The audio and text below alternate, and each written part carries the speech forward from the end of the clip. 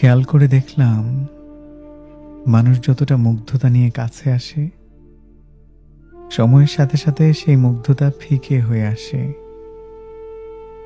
যতটা আন্তরিক আর আগ্রহ নিয়ে শুরুর দিনগুলোতে মেশে, ততটাই অনাগ্রহী আর অনান্তরিক হয়ে ওঠে দিন শেষে।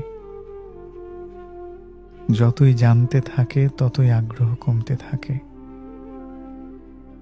একটা সময়ের পর আমরা হয়ে পড়ি আগ্রহহীন এক পুরনো কবর।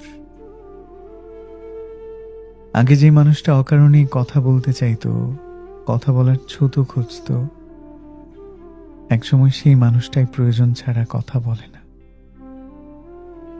যে মানুষটা একটা ছোট্ট মন খারাপও বুঝে ফেলতো, নীরবতার ভাষা বুঝতো, দীর্ঘশ্বাসগুলো অনুবাদ করতে পারত,